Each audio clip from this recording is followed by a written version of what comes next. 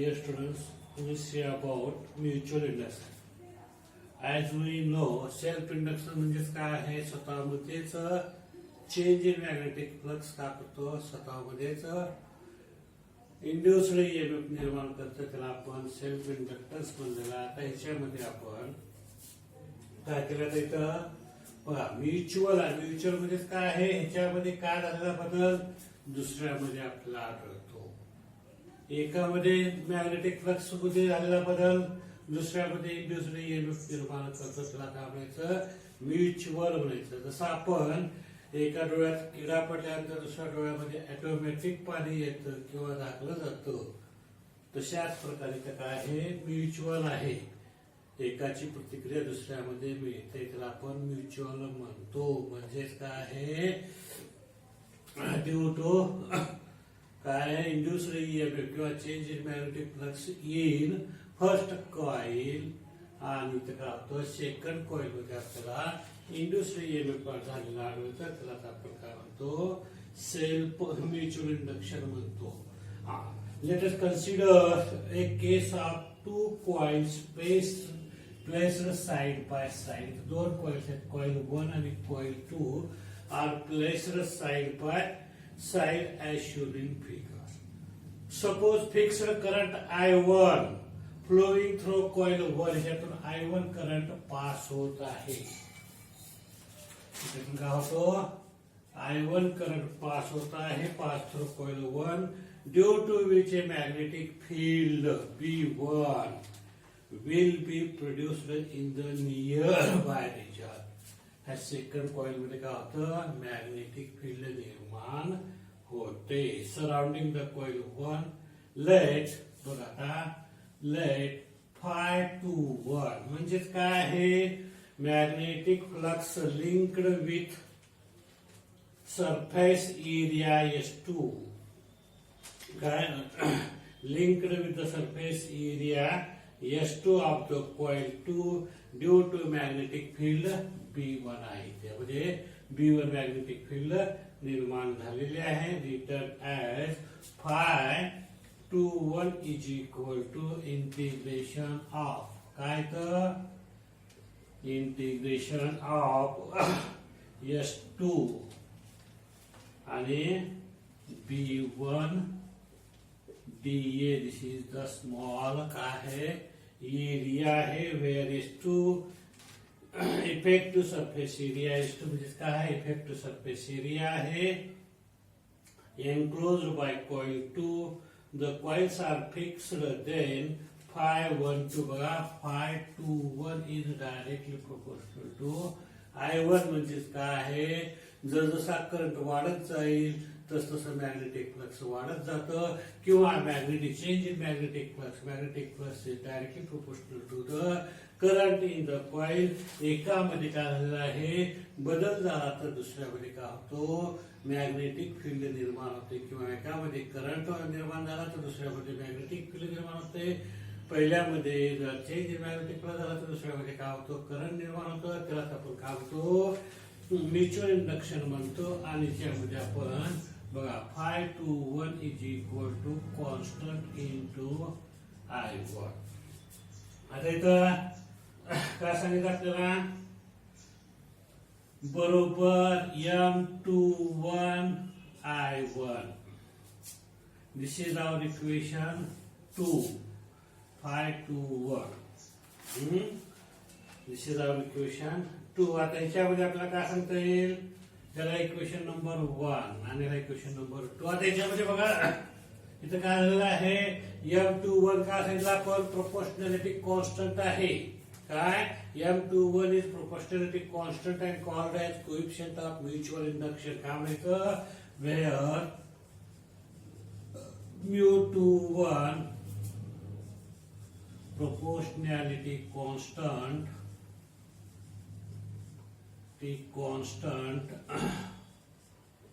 called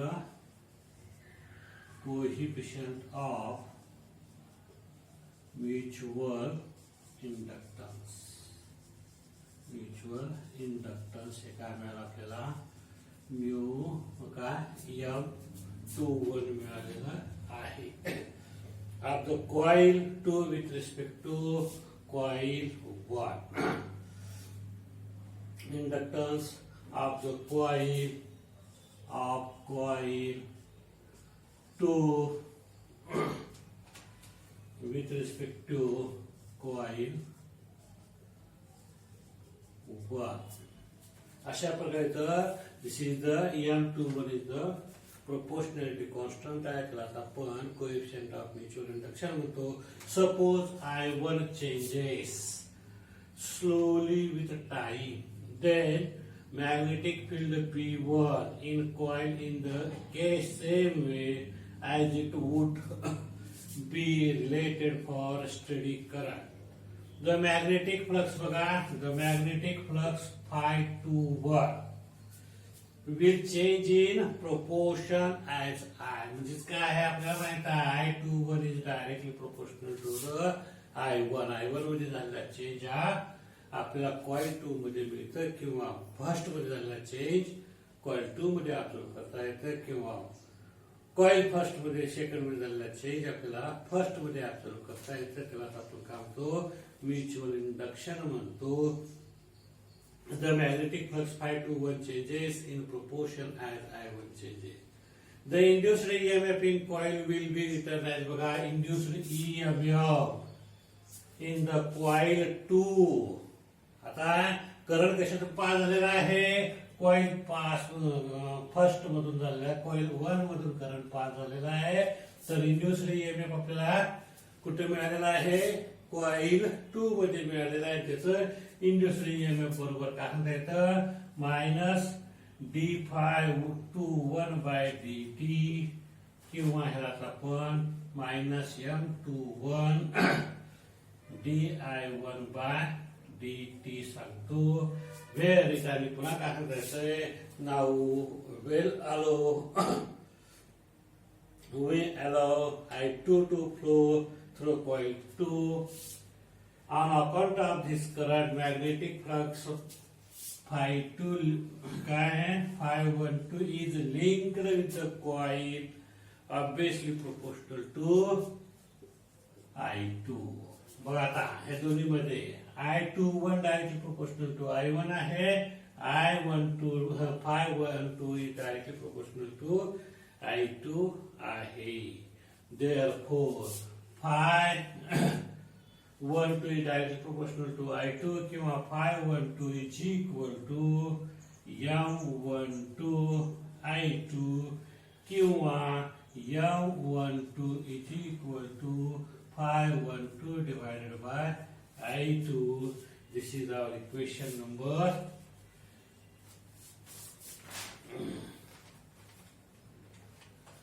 3 आहे. our equation number 3 आहे. हे काय मिळालं M12 this is the coefficient of mutual inductance of coil 2 with respect to coil of coil 1 with respect to coil 2. हे this is the coefficient of mutual inductance आपण काढलेला आहे.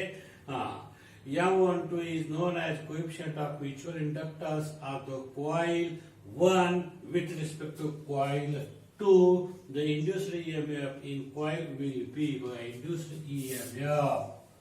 त्याच्यामध्ये E12 is equal to minus M12 phi किंवा theta I2 by dt. It may be noted that by same symmetry आपल्याला काय म्हणता येते by symmetry it may be noted that काय म्हणता येतं M12 is equal to M21 is equal to M म्हणजे काय आहे presence of one coil change in second coil or change in presence of second coil change in first coil. It is the same for both the cases and here is M is the coefficient of mutual induction for E12 असेल किंवा E21 असेल. दोन्हीसाठी same coefficient of mutual induction काय आहे same आहे. The values of induced EMF produced in secondary circuit per unit rate of change of current in the primary circuit. बघा, induced EMF पहिल्या circuit मध्ये झालेला आहे, rate of change of second circuit मध्ये झालं, किंवा is non as mutual induction. बघा, पहिल्यामध्ये change, दुसऱ्यामध्ये इंड्युस्ड ईएमएफ, दुसऱ्यामध्ये चेंज, पहिल्यामध्ये इंड्युस्ड ईएमएफ. म्हणजेच काय आहे, म्युच्युअल झालेला आहे, एकमेकाच्या सानिध्यामध्ये असल्यामुळे. कारण आपल्याला एकामध्ये चेंज इन मॅग्नेटिक फ्लक्स झाला, तर दुसऱ्यामध्ये इंड्युस्ड ईएमएफ निर्माण झालेला आहे, किंवा the values of induced EMF produced in the secondary circuit per unit rate of change of current in the primary circuit is called as mutual induction. SI unit of mutual inductors is Henry or H. 1 Henry किंवा Henry is equal to काय सांगतात आपल्याला, Henry बरोबर volt divided by S असेल, किंवा ओम S असेल. तर इथं 1 हेनरी म्हणजेच काय आहे बघा, 1 हेनरी म्हणजे 1 ओम सेकंद असेल, 1 ओम सेकंद. अशा प्रकारे आपण म्युच्युअल इंडक्शन पाहिलेलं आहे. तर म्युच्युअल इंडक्शन मध्ये आपण काय सांगतो, एकामध्ये बदल तर दुसऱ्यामध्ये त्याच प्रमाणामध्ये काय होतो, एकामध्ये मॅग्नेटिक फ्लक्स मध्ये बदल झाला तर दुसऱ्यामध्ये त्याच प्रमाणात इंड्युस्ड ईएमएफ निर्माण होतो. This is the mutual induction झालेलं आहे.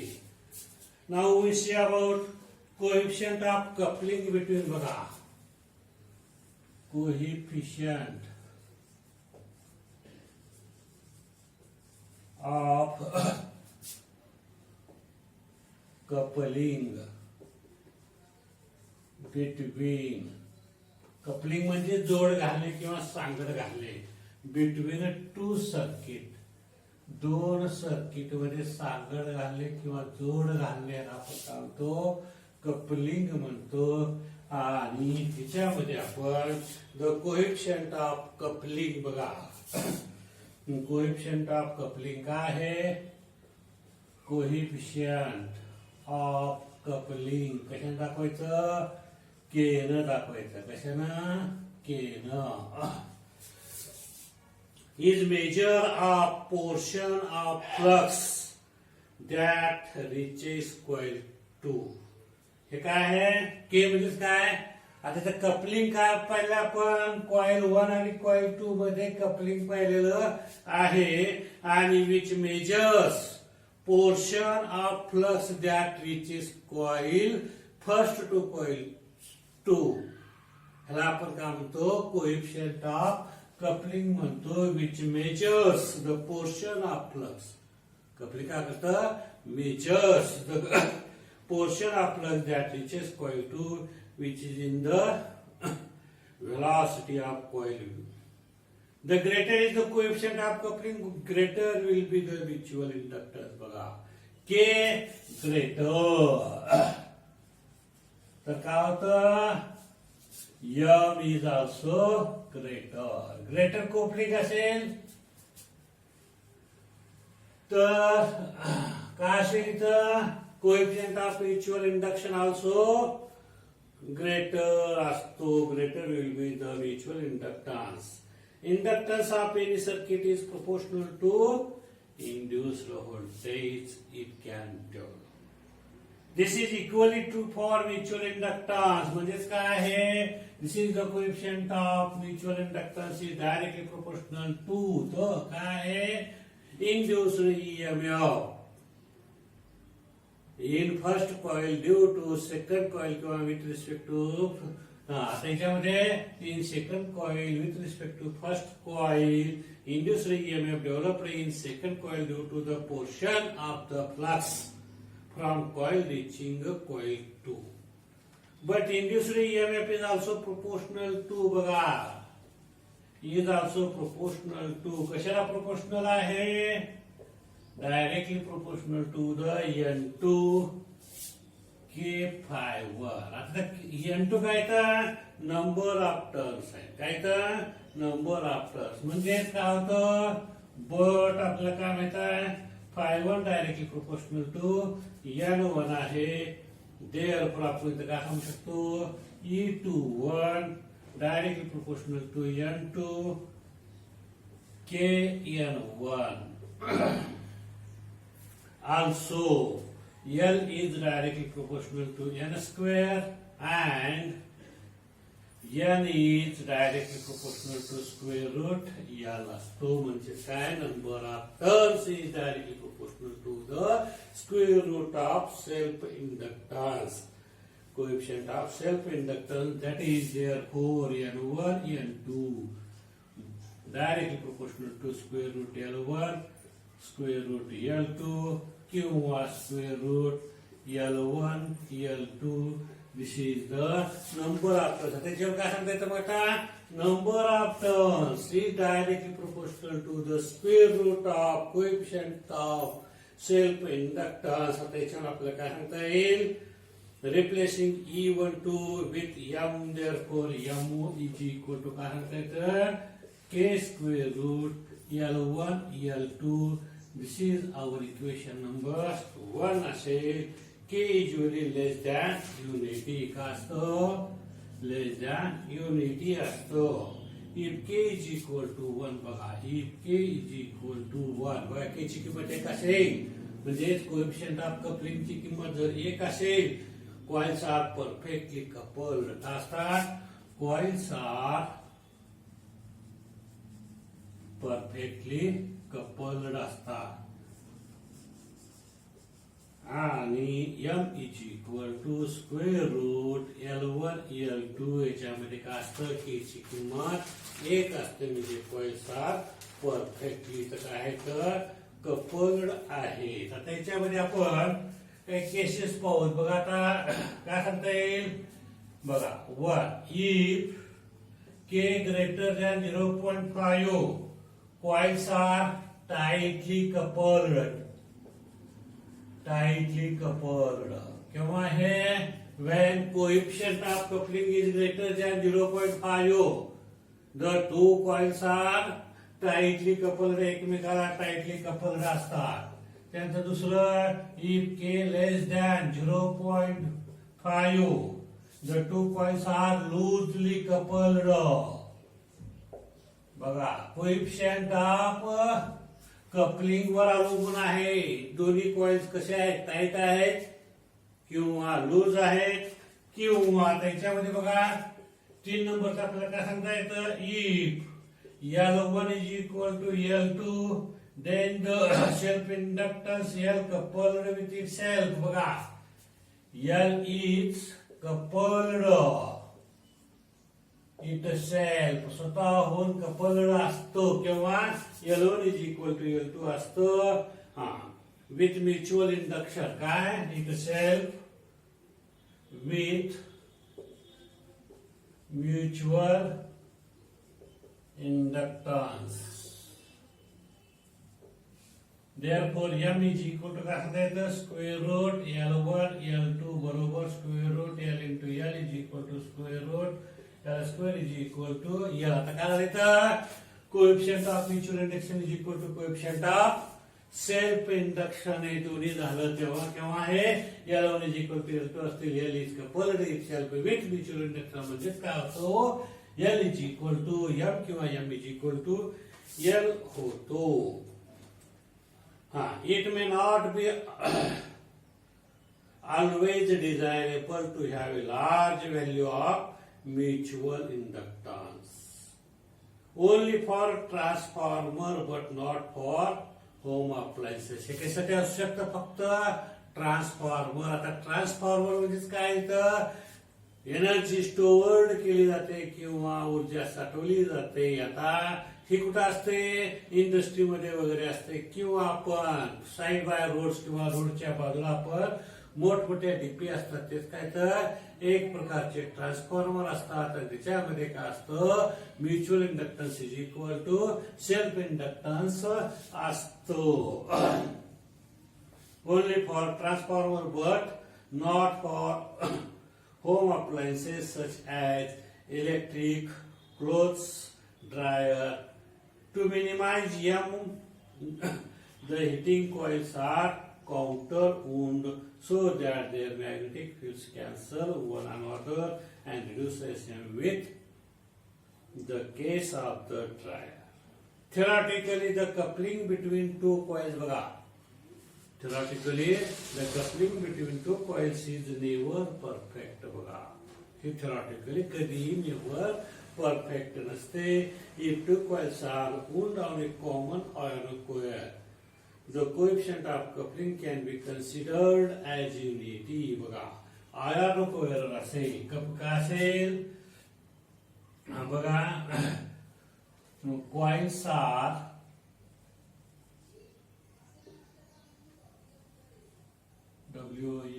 wound on a common iron coil. K is असतं unity, एक असतं coefficient of coupling, one असतं केव्हा when wires of the coils are wound on a common iron coil, then the coefficient of coupling is 1 unity. For two air coils or two coils on separate iron coils, the coefficient of coupling depends upon the distance between two coils. कशावरून असतं? If two coils are separate असतील तर K depends on distance between two coils. दोन कॉइलच्या अंतरावर ते काय असतं K ची किंमत कोएफिशिएंट ऑफ कपलिंगची किंमत अवलंबून असते. एकाच जर आयर्न कॉइल असतील तर K ची किंमत काय असते युनिटी असते. आणि जर सेपरेट जर का असतील coils then the value of K म्हणजे काय आहे coefficient of coupling depends upon the distance between two coils and the angle between the axes of the coils. When the coils are parallel, coefficient of K is maximum. Coils are maximum. Coils are parallel. K is maximum. Coils are parallel, K is maximum. If axes of the two coils are right angle, K is minimum. At right angle म्हणजे 90 perpendicular असेल, K is minimum. Coefficient of coupling is minimum. If we want to prevent the interaction between the coil wound on a oriented at right angles to each other and be kept as far apart as possible. K value for radio coils lies between K value for radio मध्ये काय असतात radio coils lies between 0.001 Hz to 0.05 Hz. यासाठी radio coil साठी K ची value आहे. अशा प्रकारे आपण काय करायचं कोएफिशिएंट ऑफ कपलिंग पाहिलेलं आहे.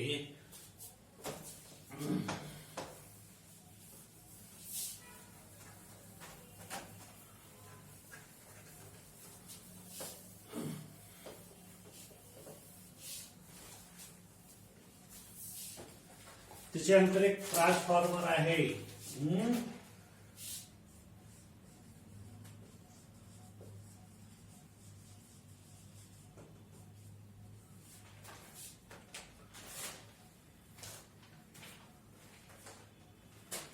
आता ट्रान्सफॉर्मर मध्ये बघा काय आहे आयर्न कोयर आहे बघा इथं.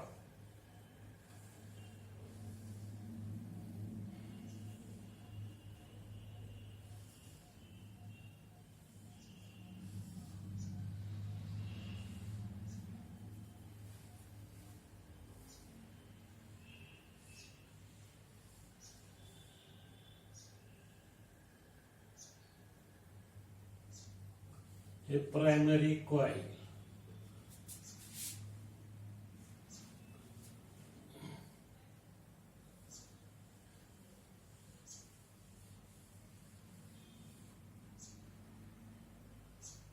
हे सेकंडरी कॉईल.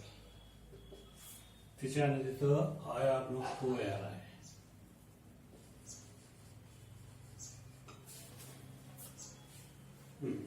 ते काय आहे म्युच्युअल इंडक्टन्स. बघा इथं दोन कॉईलचा संबंध येतो, तिथं काय समजायचं म्युच्युअल इंडक्शन. आणि जिथे एका कॉईलचा संबंध आहे त्याला आपण सेल्फ इंडक्टन्स म्हणतो. आता सेल्फ इंडक्टन्स म्युच्युअल इंडक्टन्स असेल किंवा कोणतेही इंडक्टन्स असेल तर it act as a resistance. Resistance म्हणजे काय आहे, which opposite to the flow of current असेल, करंटला फ्लो करण्यासाठी.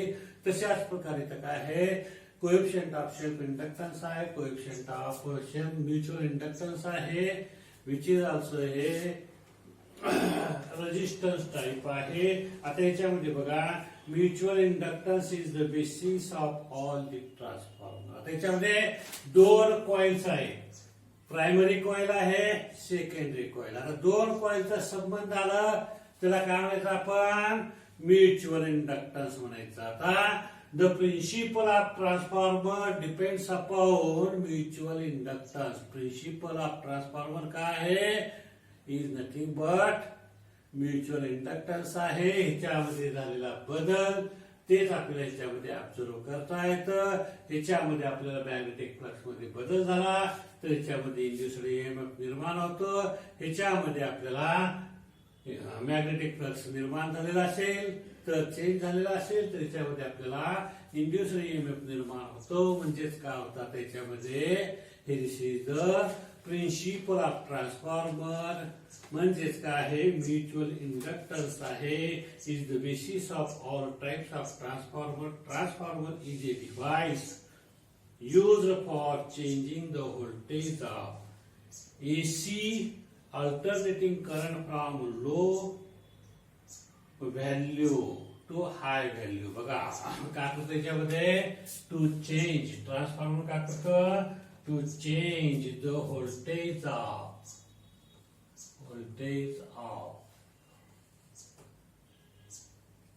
AC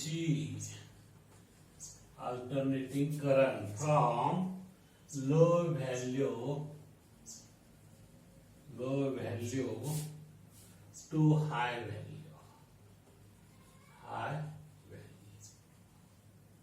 और वाइस वर्सा. याच्यामध्ये काय करता येतं high value to low value to high value असे दोन प्रकारचे आपल्याकडे ट्रान्सफॉर्मर असतात. आता याच्यामध्ये from low value to high value हा एक प्रकारचा झाला आणि high value to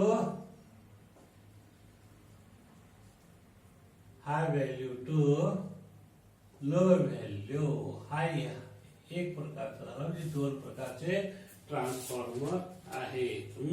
vice versa we can see transformer by road sides in the villages or city. शहरामध्ये असेल किंवा खेडेगावामध्ये असेल तर ट्रान्सफॉर्मर काय असतात रोडच्या बाजूला असतात, त्याला आपण डीपी म्हणतो. दिस इज द ट्रान्सफॉर्मर आहे. Wherever the magnetic flux linked with the coil changes and induced EMF in the neighboring coil. याच्यामध्ये मॅग्नेटिक फ्लक्स निर्माण झाले असेल तर तिथे नेबरिंग कॉइल मध्ये इंड्युस्ड ईएमएफ निर्माण होतो किंवा ह्याच्यामध्ये induced change in magnetic flux झालेला असेल तर इंड्युस्ड ईएमएफ याच्यात निर्माण होतो. This is side by side असतात, नेबरिंग कॉइल मध्ये निर्माण होतं. म्हणून त्याला आपण काय म्हणतो म्युच्युअल इंडक्शन म्हणतो. आणि this is the basis of all types of transformer. आपल्याला माहित आहे neighbouring coil. In a transformer there are two coils. इथं काय तर दोन कॉइल्स आहेत, प्रायमरी कॉइल आणि secondary coil. Secondary coil insulated from each other and wound on a soft iron coil. काय सॉफ्ट आयर्न कोयलवर गुंडाळलेले असतात, लपटलेले असतात. as shown in figure, primary and secondary coils are called. ह्याला आपण काय म्हणतो इनपुट म्हणायचं, ह्याला काय म्हणायचं इनपुट म्हणायचं आणि ह्याला आउटपुट म्हणायचं. आता प्रायमरी कॉइलला काय म्हणायचं, इनपुट कॉइल म्हणायचं आणि सेकंडरी कॉइलला आउटपुट कॉइल म्हणायचं. When AC voltage is applied to the primary coil, बघा ह्याला आपण AC व्होल्टेज लावलो. Primary coil. The current through the coil changes sinusoidally, causing similar changes in the magnetic flux. Now, AC voltage which is applied to the primary coil. Primary coil मध्ये काय आहे, it acts as a input आहे आणि the current through the coil changes sinusoidally, causing similar changes in magnetic flux through the coil.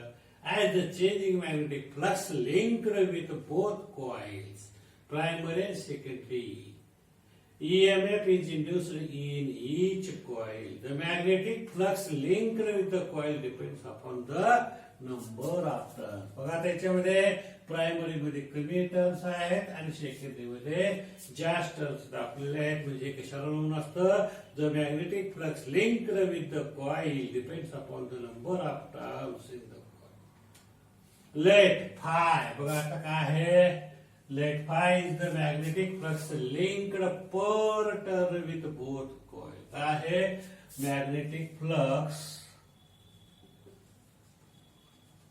linked per turn of the coil. प्रत्येक टर्नला काय आहे, magnetic flux linked आहे. ते आपण कशाने दाखवलं, फाय वरनं आपल्याला हाय किंवा फायनल आपल्याला at instant time NP and NSR, number of turns primary आणि सेकंडरी. नंबर ऑफ टर्न्स काय तर, number of turns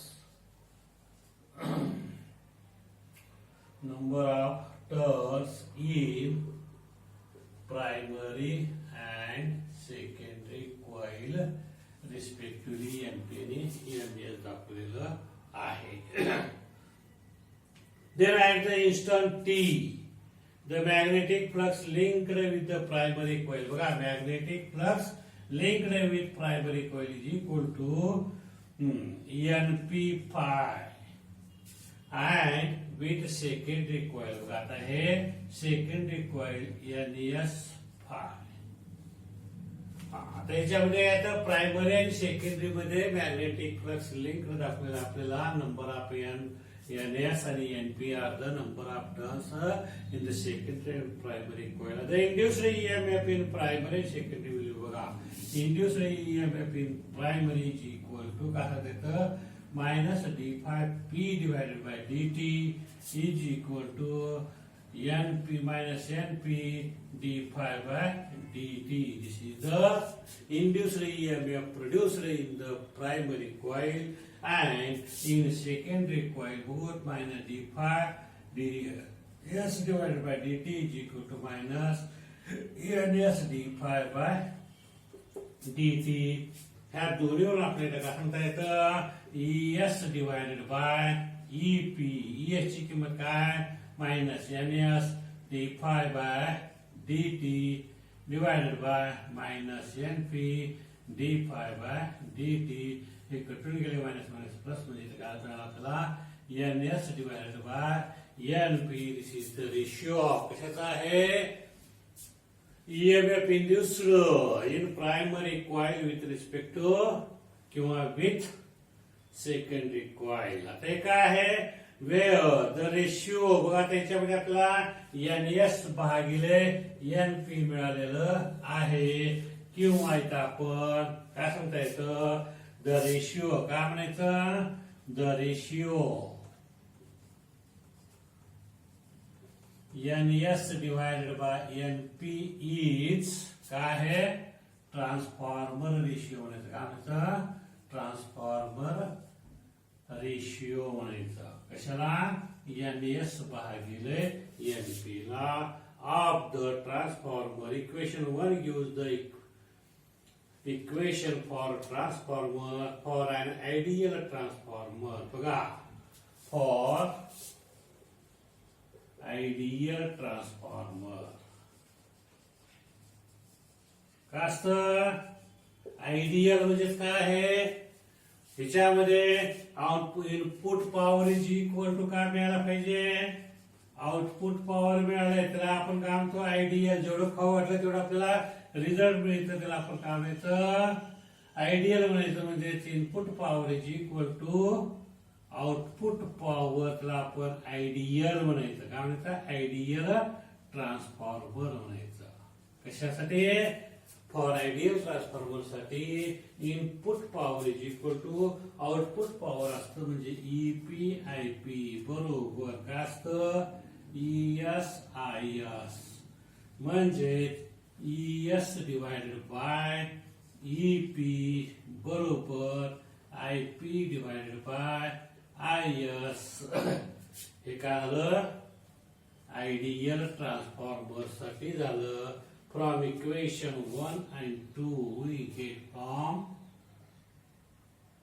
equation 1 and 2 gives